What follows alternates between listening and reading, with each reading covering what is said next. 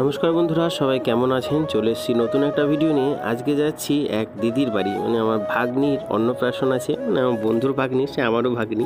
এই আমাদের পুচকু, ওর অন্নপ্রাশনেই যাচ্ছি এখানে। তাই ও এখন তো নেরুটের উপরে শুয়েছিল, আর এদিকে ওর সাজের এগুলো জিনিস, আরও এত কান্নাকাটি করছিল, তার জন্য আমি ওর ভয়ের ভিডিওই করতে পারছিলাম না, কারণ কান্নাকাটি করলে দেখতে ভালো লাগে না বাচ্চাকে, যতই হোক।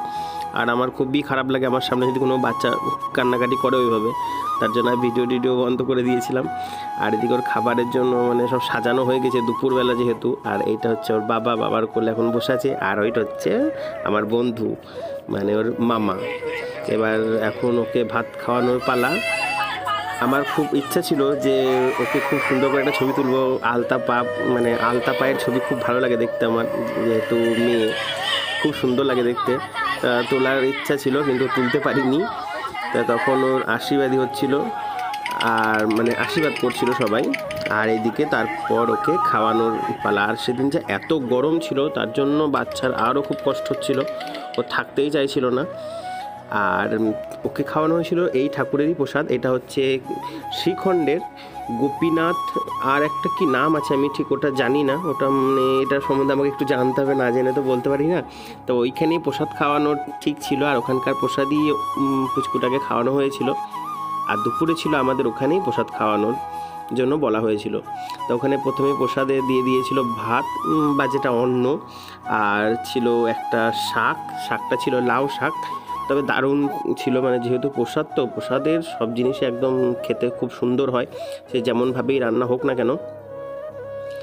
আর তারপরে চলে এসেছিলো সব রকম একটা সবজি, এটা কুমড়ো, তারপরে পটল, আলু, সব কিছু দিয়ে বড়ি টড়ি দিয়ে খেতে বেশ দারুণ ছিল। আমার তো বেশ ভালোই লেগেছে, কারণ আমার এমনিতেই সবই ভালো লাগে, কোনোটাই খারাপ না। আর প্রসাদের তুলনা তো এমনি কোনো কিছুর সাথে হয়ও না। প্রসাদটা যেমনভাবেই যেখানেই হোক, প্রসাদটা খেতে আমার বেশ ভালোই লাগে। তা সেদিন ওখানে প্রসাদ খাওয়ার ভাগ্যটা হয়েছিল, তা ওই জন্যই আরও যাওয়াও হয়েছিল আমাদের।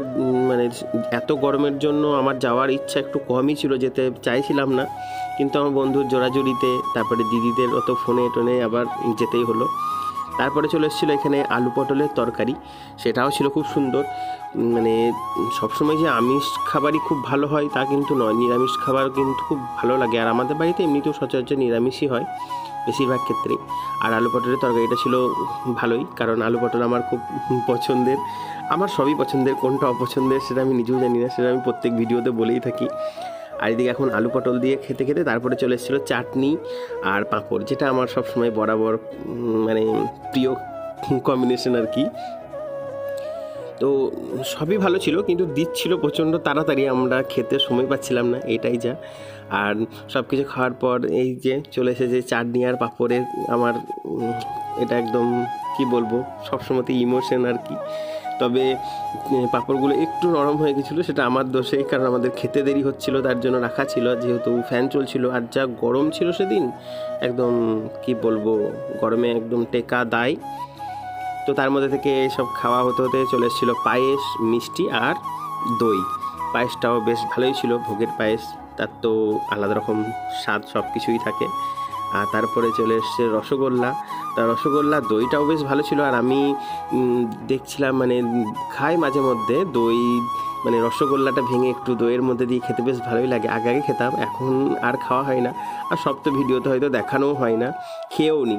সব কিছু যে আমি লুকিয়ে চুরি করবো তা তো নয়, আমি যেরকম খেতে স্বাচ্ছন্দ্য বোধ করি আমি সেভাবেই খাই, আর এভাবে খেতে বেশ ভালোই লাগে। তো সব ঠিকঠাক, সব কিছুই ভালো ছিল। তো ভিডিওটি কেমন লাগলো অবশ্যই লাইক করে দেবেন, আর ভালো লেগে থাকলে অবশ্যই একটা কমেন্টস করে জানাবেন।